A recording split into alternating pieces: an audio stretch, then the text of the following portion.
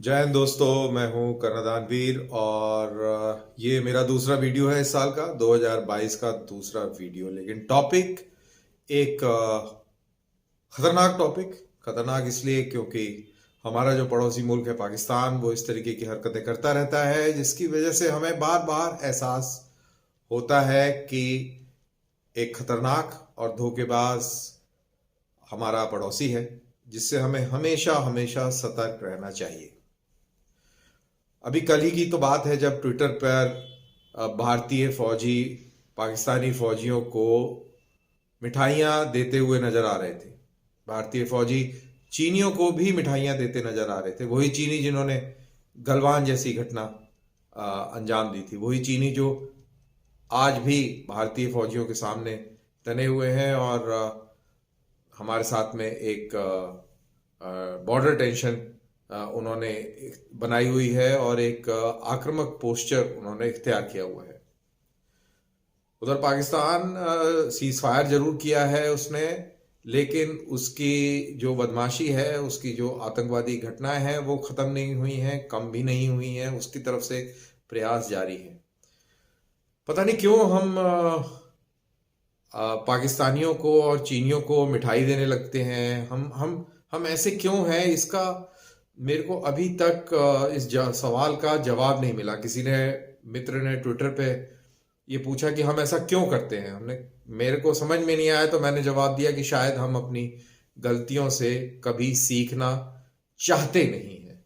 और ऐसा नहीं है कि हमको असलियत मालूम नहीं है, मालूम बखूबी है, लेकिन पता नहीं क्यों, क्या कीड़ा है, क्या तकलीफ है, जिसकी वजह से हम उस चीज को, जो फितरत है दुश्मन की, उसको नजरअंदाज करके हम ये मिठाइयाँ देने पहुंच जाते हैं और पता नहीं क्या साबित करना चाहते हैं। मेरे को, मेरी समझ से खैर परे है। लेकिन ये वीडियो मिठाई और दुश्मन और इस चीज पे नहीं है। ये वीडियो है दरअसल बॉर्डर एक्शन टीम के एक प्रयास का। बॉर्डर एक्शन टीम, जैसा कि आप लोगों को, कईयों को तो मालूम होगा, लेकिन फिर भी मैं इस चीज को थोड़ा समझा दूं। बॉर्डर एक्शन टीम दरअसल ये सन 2000 से ये कार्रवाई शुरू करी। पाकिस्तानी कारगिल की लड़ाई बुरी तरह हार गए थे और जो उनका सपना था कश्मीर को हाईलाइट करना, आज़ाद कराना, सो कॉल्ड आज़ाद कराना या उसको कब्जे में लेना, वो उनका जो ख्वाब था वो चकनाचूर हो गया था। परवेज मुशर्रफ को इस हार से कैसे उभरा जाए, ये शायद उसको समझ में नहीं आ रहा था। तो उसने अपने दौर में ये बॉर्डर एक्शन टीम का कॉन्सेप्ट का निजात किया उसने। और इस जर्नैल ने ये कॉन्सेप्ट बनाया कि पाकिस्तान फौज के स्पेशल जो ट्रुप्स, एसएसजी के या कोई भी स्पेशल हाईली ट्रेन्ड जो पाकिस्तानी फौजी हैं, वो और आतंकवादियों का एक मिक्स टोला बनाया जाए, से 5-6 लोगों का एक स्क्वाड बनाया जाए। एक तरीके से कहा जाए तो ये सुसाइड स्क्वाड होगा, जिसके अंदर 2-3 फौजी होंगे और 2-3 जो है वो आतंकवादी होंगे। ये लश्कर तौयबा के हो सकते हैं, ये अलकायदा के हो सकते हैं, ये किसी भी तंजीम के हो सकते हैं। तो अक्सर ये लश्कर तौयबा के आतंकवादी रहे हैं और इन्होंने ये 2000 से ये इन्होंने बदमाशी करनी शुरू कर दी। इन्होंने बॉर्डर एक्शन करे हैं, आपके अखनूर में करे हैं, इन्होंने पुंछ में करे हैं। और एक वाकया जिसमें इन्होंने, मेरे को जहाँ तक याद है, ये मराठा के सैनिक थे जिनका ये सिर काट के ले गए थे और उसके बाद में वीडियो जारी की है कि उनके सिरों से ये फुटबॉल खेल रहे हैं। तो इतनी नफरत है कि वो अपनी नफरत और अपने, क्योंकि हमसे जीत तो पाते नहीं हैं, जंग लड़ने में कमजोर हैं, बुजदिल हैं, तो इस तरीके की हरकत करके ये अपनी अपनी जो खींच है उसको मिटाते हैं और इस तरीके की हरकतें करते हैं। तो ऐसी ही एक हरकत जो है, उसका प्रयास इन्होंने 1 जनवरी को करने की कोशिश करी। अब 1 जनवरी को तो लाइन ऑफ कंट्रोल के ऊपर हमने मिठाई दी थी पाकिस्तानी फौजियों को, और कहाँ दी थी? केरन सेक्टर में दी थी।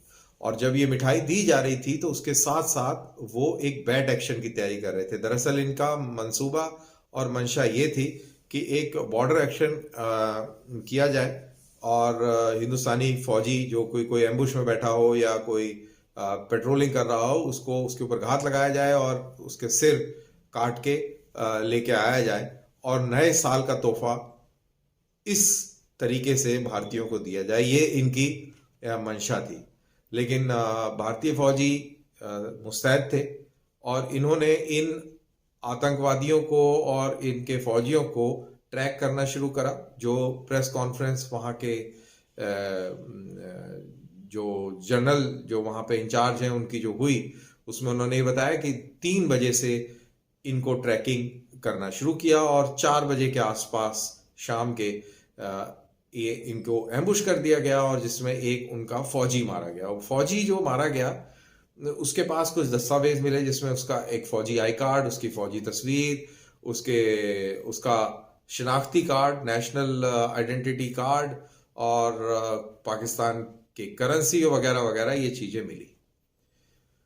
तो सबसे पहले आइए ये जो प्रेस कॉन्फ्रेंस हुई इसके जो छोटे छोटे क्लिप्स हैं वो मैंने जोड़ के, और पाकिस्तानी जो मिठाई हैंड ओवर करने का जो वीडियो था इनको जोड़ के एक छोटा सा मैंने 1-1.25 मिनट का क्लिप बनाया है। इसको देख लेते हैं और उसके बाद में फिर बात करें।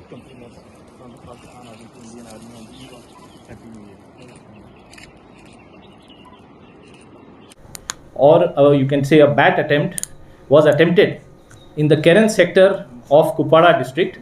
This was yesterday on 1st of January, and eliminated the terrorist, later identified as Mohammad Shabir Malik, a Pakistan national. The body of the slain infiltrator was recovered along with one AK-47 and large quantities of ammunition, including 7 hand grenades. A search operation of the belongings have revealed a Pakistan national identity card, which you can see with his name written there, Mohammad Shabir Malik, and vaccination certificates also, which is issued by the Ministry of National Health Services Regulation and Coordination, the Government of Pakistan. तो आपने देखा कि ये फौजी जो है fully vaccinated है, corona का पूरा वैक्सीन लिया हुआ है, और ये प्रयास किसमें थे? ये भारत को एक नए साल का तोहफा देना चाह रहे थे, और ये तोहफा उल्टा पड़ गया, और तोहफा पाकिस्तान भारत को देना चाहता और तोहफा वो पाकिस्तान को मिल गया। एक तो इन्होंने सीज फायर का उल्लंघन किया। सीज फायर करने के लिए भी यही आए थे दौड़े दौड़े, यही सीज फायर इन्होंने का प्रयास किया, सीज फायर करवाया, जो कि हमारे फायदे में नहीं था, लेकिन हमने पता नहीं क्यों फिर भी कर दिया।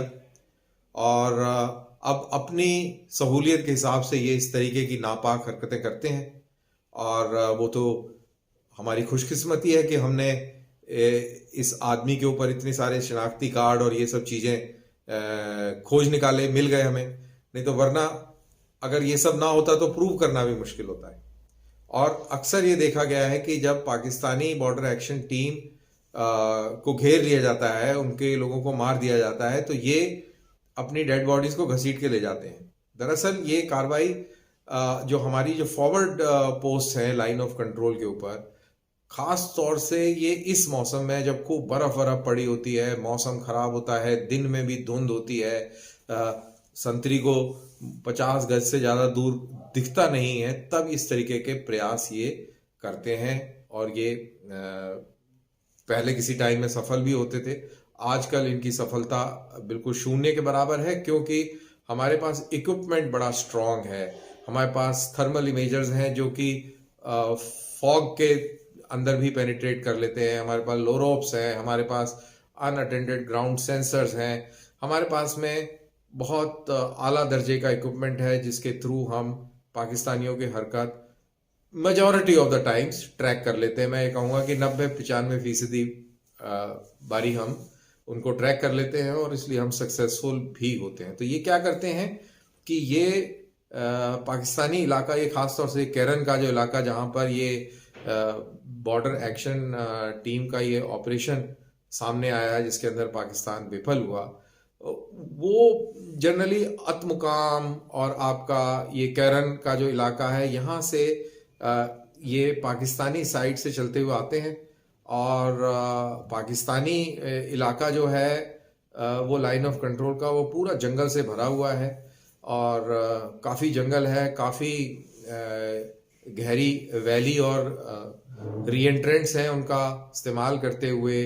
बर्फीला इलाका है, बहुत बर्फ़ है, जंगल है, पथरीला है, तो इन सब का इस्तेमाल करके और जब मौसम ख़राब हो, बादल हो, धुंध हो, तो इनको लगता है कि ये छुप जाएंगे और छुपे रहेंगे, कोई देखेगा नहीं, तो इस गलतफहमी में ये आगे आते हैं और ऐसा ही इन्होंने ये प्रयास किया जो कि विफल हुआ और आगे भी विफल होंगे। लेकिन पॉइंट यहाँ पर ये है कि आप इनकी फितरत समझिए कि एक तरफ मिठाई दे रहे हैं और दूसरी तरफ ये तैयारी कर रहे हैं कि जाओ अब इनके सिर काट के आओ।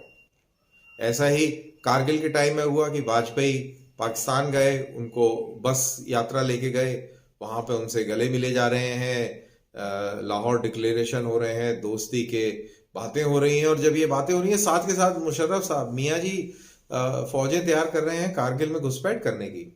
तो ये उनकी एक फितरत रही है और ये फितरत आज से नहीं है, ये 47 से है।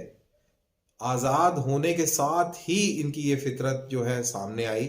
ये कौमी फितरत है, ये इनकी कल्चरल फितरत है, ये इनकी अब मैं कौन सी फितरत बोलूँ, ये बस सारी चीज़ों को मिला लीजिए तो ये इनकी बेसिक फितरत है। इन्होंने 1947 में जो महाराजा हरी सिंह थे उसके साथ धोखा किया, स्टैंड स्टिल एग्रीमेंट किया पहले, और स्टैंड स्टिल एग्रीमेंट जिसमें ये हुआ था कि कोई भी हरकत ना भारत करेगा ना पाकिस्तान करेगा और जो चीज़ें जैसी अंग्रेजों के टाइम में थी वो वैसी की वैसी यथास्थिति बनी रहेगी, लेकिन उसका उल्लंघन किया जिन्ना के कहने पर और घुसपैठिए भेजे कश्मीर को हड़पने के लिए। फिर भारतीय सेना ने उसमें रिएक्ट किया जब महाराजा ने इंस्ट्रूमेंट ऑफ एक्सेशन साइन कर लिया। उसके बाद इन्होंने 65 में इसी तरह अपने इन्फिल्ट्रेटर्स भेजे और हड़पने का प्रयास किया, फिर वहाँ पे पिटाई खाई। 71 में कहानी दूसरी थी, वहाँ पर इन्होंने बांग्लादेशियों के साथ में धोखा दिया और वहाँ पे इन्होंने मार खाई। कारगिल में फिर प्रयास किया उन्होंने तब हमारे पीठ में फिर से खंजर घोंपा और फिर इन्होंने मार खाई और उसके बाद से ये छोटे छोटे बॉर्डर एक्शन करते रहते हैं जो इन्होंने प्रयास करने की कोशिश करी 1 जनवरी 2022 को, जिसका आपने ये वीडियो देखा और जिसका अंजाम सबके सामने है।